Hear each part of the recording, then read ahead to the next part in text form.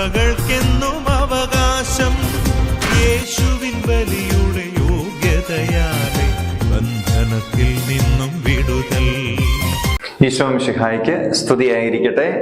എന്റെ പ്രിയപ്പെട്ടവരെ, ഇന്നത്തെ ദിവസം ഫ്രീഡം പ്രയർ ശുശ്രൂഷയിൽ പങ്കെടുക്കുന്ന, ഈ ശുശ്രൂഷ യൂട്യൂബിലൂടെ കാണുന്ന എല്ലാവരെയും ഈശോ സമൃദ്ധമായി അനുഗ്രഹിക്കട്ടെ എന്ന് ഞങ്ങൾ പ്രാർത്ഥിക്കുന്നു.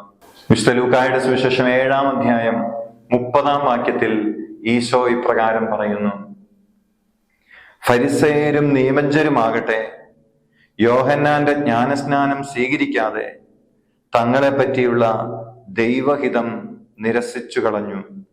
ഫരിസേയരും നിയമജ്ഞരുമാകട്ടെ യോഹന്നാന്റെ ജ്ഞാനസ്നാനം സ്വീകരിക്കാതെ തങ്ങളെ പറ്റിയുള്ള ദൈവഹിതം നിരസിച്ചു കളഞ്ഞു. പ്രിയപ്പെട്ടവരെ, ദൈവമയച്ച പ്രവാചകനായ യോഹന്നാൻ സുവിശേഷം പ്രസംഗിച്ചപ്പോൾ അതിനെ ഉൾക്കൊള്ളാനാകാതെ അതിനെ വിമർശിച്ചുകൊണ്ട് മാറി നിന്നവരാണ് ഫരിസേയരും നിയമജ്ഞരും. അവരൊത്തിരി അറിവുള്ളവരായിരുന്നു, പണ്ഡിതന്മാരായിരുന്നു. പക്ഷേ ദൈവഹിതമനുസരിച്ച് പ്രഘോഷിക്കപ്പെട്ട സുവിശേഷത്തെ തിരിച്ചറിയാനാവാതെ അവർ ദൈവത്തിന്റെ ഇഷ്ടത്തിൽ നിന്നും അകന്നു. അവർക്ക് ദൈവാനുഗ്രഹം നഷ്ടപ്പെട്ടു. പ്രിയപ്പെട്ടവരെ, ദൈവം എല്ലാ കാലഘട്ടത്തിലും തന്റെ ഹിതം വെളിപ്പെടുത്തിക്കൊണ്ട് ഈ ലോകത്തിൽ മനുഷ്യ ചരിത്രത്തിൽ സജീവനാണ്. ദൈവം എവിടെയെന്ന് പലരും ചോദിക്കുന്നുണ്ട്. പക്ഷെ ദൈവം വരുന്നത് പലരും കാണുന്നില്ല. ദൈവം ഇടപെടുന്നത് പലരും മനസ്സിലാക്കുന്നില്ല. തങ്ങളുടെ ബുദ്ധിക്കും ചിന്തകൾക്കും അനുസരിച്ച് ദൈവം ഇടപെട്ടാലേ പലർക്കും ദൈവത്തെ മനസ്സിലാക്കാൻ പറ്റുന്നുള്ളൂ. എന്നാൽ ഓരോ കാലഘട്ടത്തിന്റെയും പ്രത്യേകതകൾ തിരിച്ചറിഞ്ഞ് ഓരോ കാലഘട്ടത്തിനും അനുയോജ്യമായ രീതിയിൽ ദൈവം തന്റെ ഹിതം വെളിപ്പെടുത്തിക്കൊണ്ടാണ് ഇരിക്കുന്നത്. വിവിധ വ്യക്തികളിലൂടെ, വിവിധ ശുശ്രൂഷകളിലൂടെ ദൈവം തെരഞ്ഞെടുത്ത്, ദൈവം നിയോഗിച്ച് അയക്കപ്പെടുന്ന ശുശ്രൂഷകരെ അവഗണിക്കുമ്പോൾ, ശുശ്രൂഷകളിൽ നിന്നും അകന്നു കഴിയുമ്പോൾ, സ്വന്തം ചിന്തകൾക്കും ബുദ്ധിക്കും അനുസരിച്ച് മാത്രം പ്രവർത്തിക്കുമ്പോൾ, എല്ലാം ലോജിക്ക് അനുസരിച്ച് മാത്രം ചിന്തിക്കുകയും അതനുസരിച്ച് മാത്രം പ്രവർത്തിക്കുകയും ചെയ്യുമ്പോൾ, ഓർക്കുക, നിയമജ്ഞർക്കും ഫരിസേയർക്കും ഉണ്ടായ ഒരു ദുർഗതി ഇത്തരം മനുഷ്യരുടെ ജീവിതത്തിലും സംഭവിക്കും. ദൈവാനുഗ്രഹം അന്യമായി തീരും. ഈ കാലഘട്ടത്തിലും പ്രിയപ്പെട്ടവരെ, ധാരാളം അറിവുകളും ബോധ്യങ്ങളും എല്ലാം മനുഷ്യന് ലഭിക്കുന്നുണ്ട്. മനുഷ്യ ജീവിതം ഭൗതികമായ വലിയ പുരോഗതിയിലേക്ക് പ്രവേശിച്ചിട്ടുണ്ട്. പക്ഷെ എത്ര പേരുണ്ട് ദൈവഹിതമാരായുന്നവർ?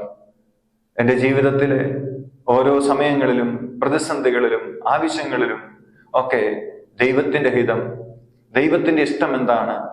ദൈവം ഇത് ആഗ്രഹിക്കുന്നുണ്ടോ? ദൈവമേ, അങ്ങയുടെ ഇഷ്ടം എന്താണെന്ന് ചോദിക്കുന്നവർ, ആരായുന്നവർ, അതനുസരിച്ച് ജീവിതത്തെ ക്രമപ്പെടുത്തുന്നവർ എത്ര പേരുണ്ട്? വിശുദ്ധ ലൂക്കായുടെ സുവിശേഷം 13-ാം അധ്യായം 34-ാം വാക്യത്തിൽ ഈശോ വേദനയോടെ പറയുന്ന ഒരു വാക്യമുണ്ട്.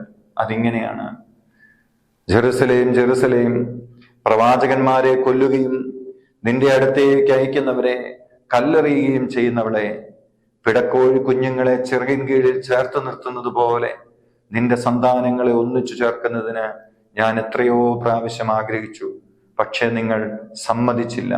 പിടക്കോഴി കുഞ്ഞുങ്ങളെ ചിറകിൻ കീഴിൽ ചേർത്ത് നിർത്തുന്നത് പോലെ നിന്റെ സന്താനങ്ങളെ ഒന്നിച്ചു ചേർക്കുന്നതിന് ഞാൻ എത്രയോ പ്രാവശ്യം ആഗ്രഹിച്ചു, പക്ഷെ നിങ്ങൾ സമ്മതിച്ചില്ല. നമ്മൾ ദൈവത്തിന്റെ സ്വന്തം മക്കളാണ് പ്രിയപ്പെട്ടവരെ. അതിനാൽ നമ്മുടെ സ്വസ്ഥതയും സമാധാനവും ഐശ്വര്യവും അഭിവൃദ്ധിയുമാണ് ദൈവത്തിന്റെ മനസ്സിലുള്ളത്. അതാണ് ദൈവം എപ്പോഴും മനുഷ്യ ജീവിതത്തിൽ ആഗ്രഹിക്കുന്നത്. പക്ഷേ പിടക്കോഴി കുഞ്ഞുങ്ങളെ തന്റെ ചിറകിൻ കീഴിൽ ചേർത്ത് പിടിച്ച് പരുന്തിൽ നിന്നും മറ്റു ക്ഷുദ്രജീവികളിൽ നിന്നെല്ലാം അവരെ സംരക്ഷിക്കുന്നത് പോലെ നമ്മെ ദൈവം ചേർത്ത് പിടിച്ച് സംരക്ഷിക്കുവാൻ ആഗ്രഹിക്കുമ്പോൾ അതിൽ നിന്ന് ഓടിയകന്ന് ദൈവത്തെ തന്നെ സംശയിച്ച് ദൈവികമായ കാര്യങ്ങളിൽ താല്പര്യം കാണിക്കാതെ നമ്മൾ ജീവിക്കുമ്പോൾ നമ്മുടെ ജീവിതത്തിൽ ദൈവഹിതം നടക്കുന്നില്ല, ദൈവിക സംരക്ഷണം ലഭിക്കാതെ വരുന്നു, ജീവിതം ദുസ്സഹമായി മാറുന്നു. ആധുനിക ജീവിതത്തിലെ പല പ്രതിസന്ധികൾക്കും പ്രശ്നങ്ങൾക്കും കാരണം അത് തന്നെയാണ്. ജെറമ്യാ പ്രവാചകന്റെ പുസ്തകം 7-ാം അധ്യായം 23-24 വാക്യങ്ങളിൽ പ്രകാരം നമ്മൾ വായിക്കുന്നത്: എന്നാൽ ഒരു കാര്യം ഞാൻ അവരോട് കൽപ്പിച്ചിരുന്നു, എന്റെ വാക്കനുസരിക്കുവിൻ, ഞാൻ നിങ്ങളുടെ ദൈവവും നിങ്ങൾ എന്റെ ജനവുമായിരിക്കും. ഞാൻ നിങ്ങളോട് കൽപ്പിക്കുന്ന മാർഗത്തിലൂടെ ചരിക്കുവിൻ, നിങ്ങൾക്ക് ശുഭമായിരിക്കും. അവരാകട്ടെ അനുസരിക്കുകയോ കേൾക്കുക പോലുമോ ചെയ്തില്ല. തങ്ങളുടെ ദുഷ്ടഹൃദയത്തിന്റെ പ്രേരണയനുസരിച്ച് തന്നിഷ്ടം പോലെ അവർ നടന്നു. അവരുടെ നടപ്പ് മുന്നോട്ടല്ല, പിന്നോട്ടായിരുന്നു. പ്രിയപ്പെട്ടവരെ, ദൈവഹിതപ്രകാരമല്ലാത്ത നമ്മുടെ ഓരോ നടപ്പും മുന്നോട്ടാണെന്ന് നമ്മൾ കരുതും.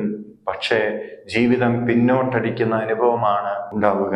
മാത്രമല്ല, അപ്രകാരം നമ്മൾ ജീവിക്കുമ്പോൾ വരും തലമുറയ്ക്ക് വലിയ ദുർമാതൃകയാണ് അതുവഴി നമ്മൾ നൽകുന്നത്. അവർക്ക് ലഭിക്കേണ്ട പല ദൈവാനുഗ്രഹം നമ്മൾ വഴി ഇല്ലാതാവുകയാണ് എന്ന സത്യവും നമുക്ക് ഓർക്കാം. വിശുദ്ധ മത്തായിയുടെ സുവിശേഷം 18-ാം അധ്യായം 6-ാം വാക്യത്തിലൂടെ ഈശോ നമ്മളെ ഓർമ്മിപ്പിക്കുന്നു. എന്നിൽ വിശ്വസിക്കുന്ന ഈ ചെറിയവരിൽ ഒരുവന് ദുഷ്പ്രേരണ നൽകുന്നവൻ ആരായാലും അവന് കൂടുതൽ നല്ലത് കഴുത്തിൽ ഒരു വലിയ തിരികല്ല് കെട്ടി കടലിന്റെ ആഴത്തിൽ താഴ്ത്തപ്പെടുകയായിരിക്കും. നോക്കുക, ഈ ചെറിയവരിൽ ഒരുവന്, വരും തലമുറയ്ക്ക് എന്റെ ഉത്തരവാദിത്തമില്ലാത്ത ജീവിതം, എന്റെ ദൈവഹിതം ആരായാത്ത ജീവിതം വഴി ഞാൻ ദുർമാതൃക കാണിക്കുമ്പോൾ യഥാർത്ഥത്തിൽ ദൈവത്തെ അന്വേഷിക്കാനും ദൈവഹിതം ആരായാനും ദൈവത്തോടൊരു ചേർന്നൊരു ജീവിതം നയിക്കാതെ ഞാൻ എൻ്റെ ബുദ്ധി അനുസരിച്ചും എൻ്റെ ചിന്ത അനുസരിച്ചും ഈ ലോകത്തിന്റെ കാഴ്ചപ്പാടുകൾക്കനുസരിച്ചും മനോഭാവങ്ങൾക്കനുസരിച്ചും നമ്മൾ ജീവിക്കുമ്പോൾ വരും തലമുറയ്ക്ക്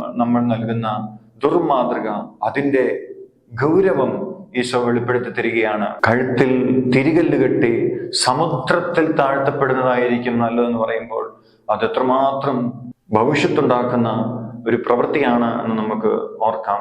അതുകൊണ്ട് പ്രിയപ്പെട്ടവരെ, ദൈവഹിതപ്രകാരം ദൈവം അയക്കുന്ന ശുശ്രൂഷകരെയും ദൈവിക ശുശ്രൂഷകളെയും വില കുറഞ്ഞതായി കാണാതെ എല്ലാവർക്കും ധ്യാനങ്ങളോടും ആത്മീയ ശുശ്രൂഷകളോടൊക്കെ ഈ കൊറോണ കാലത്തിന് ശേഷം വലിയ മടുപ്പ് അനുഭവപ്പെട്ടുകൊണ്ടിരിക്കുകയാണ്. കൊറോണയുടെ കാലത്ത് ധ്യാനമില്ലായിരുന്നു, കുർബാനയില്ലായിരുന്നു, പ്രാർത്ഥനയില്ലായിരുന്നു, എന്നിട്ട് എന്ത് സംഭവിച്ചു എന്നാണ് പലരും ചോദിക്കുന്നത്. പ്രിയപ്പെട്ടവരെ, നമ്മുടെ പൂർവികർ സമ്പാദിച്ചു വെച്ച ആത്മീയതയുടെ നിക്ഷേപം ഉണ്ടായിരുന്നത് കൊണ്ട് നമുക്ക് കുറവൊന്നും അനുഭവപ്പെടുന്നില്ല.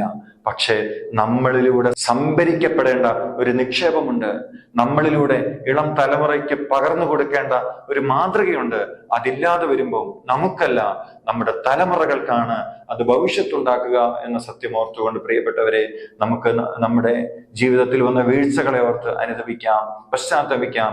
ഈ ദിവസം ദൈവഹിതപ്രകാരമല്ലാതെ നമ്മൾ ചെയ്തു പോയിട്ടുള്ള എല്ലാ പ്രവൃത്തികളെ ഓർത്ത് ആത്മീയ കാര്യങ്ങളോട്, ദൈവിക കാര്യങ്ങളോട്, ശുശ്രൂഷകളോട്, ദൈവഹിതം ആരായുന്നതിനോടൊക്കെ നമ്മുടെ മനസ്സിൽ താല്പര്യമില്ലാതെ പോയ അവസ്ഥകളെ ഓർത്ത് മാപ്പ് ചോദിക്കുകയും ഒപ്പം മരണം വഴി വേർപെട്ടു പോയ നമ്മുടെ പ്രിയപ്പെട്ടവര് ഈ ലോകത്തിന് മോഹങ്ങൾക്കോ ജഡിക ചിന്തകൾക്കോ തെറ്റായ ആശയങ്ങൾക്കൊക്കെ വിധേയപ്പെട്ട് ദൈവഹിതം ആരായാതെ ജീവിച്ച് ദുർമാതൃകയായിട്ടുണ്ടെങ്കിൽ, അതിന്റെ കടങ്ങളും കറകളും ഉണ്ടെങ്കിൽ അതെല്ലാം പരിഹരിക്കണമേ എന്ന് പ്രാർത്ഥിച്ചുകൊണ്ട് എല്ലാ ദിവസവും ദൈവഹിത പ്രകാരം മുന്നോട്ട് പോകാൻ ആഗ്രഹിച്ചുകൊണ്ട് കർത്താവിനെ നമുക്ക് പാടി ആരാധിച്ച് മഹത്വപ്പെടുത്തി മരിച്ച വിശ്വാസികൾക്ക് വേണ്ടി പ്രാർത്ഥിക്കുകയും എല്ലാ തിന്മകളിൽ നിന്നും, ബന്ധനങ്ങളിൽ നിന്നും, പൈശാചികമായ തന്ത്രങ്ങളിൽ നിന്നും നമ്മുടെ കുടുംബങ്ങളെയും മരണം വഴി വേർപെട്ടു പോയവരെയും വിടുവിക്കണമേ, വിടുതൽ നൽകണമേ, ഫ്രീഡം നൽകണമേ.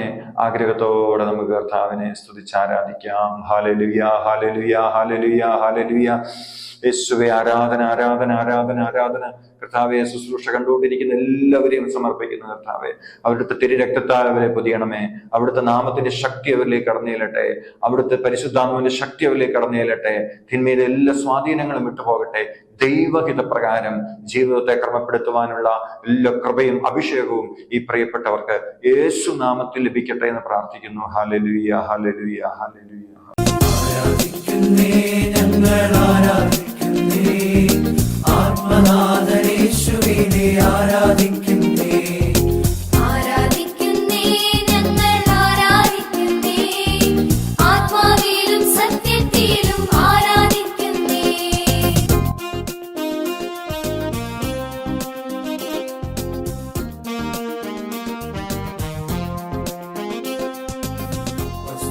രാത്രികാലെ ആരാധിച്ചപ്പോൾ ചങ്ങല പൊട്ടി ബന്ധിതരെല്ലാം മോചിതരായല്ലോ.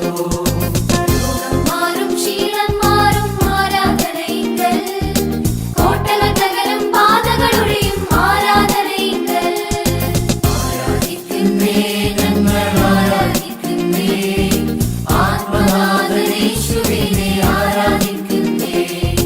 നമ്മുടെ കുടുംബങ്ങളിൽ നിന്നും മരണം വഴി വേർപെട്ടു പോയവരെ ഓർത്ത് അവർക്കായി നമുക്ക് പ്രാർത്ഥിക്കാം. നിത്യനായ ദൈവമേ, ഈ ദിവസം അർപ്പിക്കപ്പെടുന്ന എല്ലാ ദിവ്യബലികളോടും ചേർത്ത് പ്രിയപുത്രനായ ഈശോ മിശിഹായുടെ തിരുരക്തം ശുദ്ധീകരണ സ്ഥലത്തിലെ ആത്മാക്കൾക്കായും ലോകമെങ്ങുമുള്ള ഭാവികൾക്കായും സഭയിലുള്ള ഭാവികൾക്കായും എന്റെ ഭവനത്തിലെയും എന്റെ കുടുംബത്തിലെയും ഭാവികൾക്കായും ഞാൻ സമർപ്പിക്കുന്നു.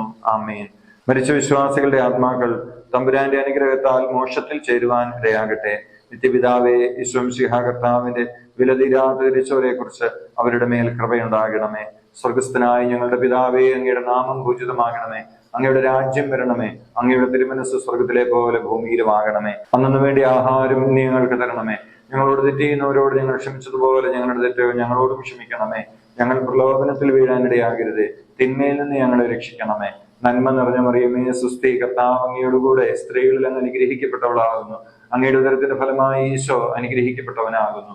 പരിശുദ്ധ മറിയമേ, തമ്പുരാന്റെ അമ്മേ, പാപികളായ ഞങ്ങൾക്ക് വേണ്ടി ഇപ്പോഴും ഞങ്ങളുടെ മരണസമയത്തും തമ്പുരാനോട് അപേക്ഷിച്ചു കൊള്ളണമേ. ആമേൻ. പിതാവിനും പുത്രനും പരിശുദ്ധാത്മാവിനും സ്തുതി, ആദിയിലെ പോലെ ഇപ്പോഴും എപ്പോഴും എന്നേക്കും. ആമേൻ. ആത്മാവിൻ ശക്തി, അത്യുന്നത ശക്തി, പരിശുദ്ധാത്മശക്തി എന്നിൽ നിറയട്ടെ, എന്നിൽ നിറയട്ടെ, സഭയിൽ നിറയട്ടെ, ലോകം മുഴുവൻ കത്തിപ്പടരട്ടെ. എന്നിൽ നിറയട്ടെ, സഭയിൽ നിറയട്ടെ, ലോകം മുഴുവൻ കത്തിപ്പടരട്ടെ. എന്നിൽ നിറയട്ടെ, സഭയിൽ നിറയട്ടെ, ലോകം മുഴുവൻ കത്തിപ്പടരട്ടെ. എന്നിൽ നിറയട്ടെ, സഭയിൽ നിറയട്ടെ, ലോകം മുഴുവൻ കത്തിപ്പടരട്ടെ. ലോകം മുഴുവൻ കത്തിപ്പടരട്ടെ, ദേശം മുഴുവൻ കത്തിപ്പടരട്ടെ, തിരുസഭ മുഴുവൻ കത്തിപ്പടരട്ടെ.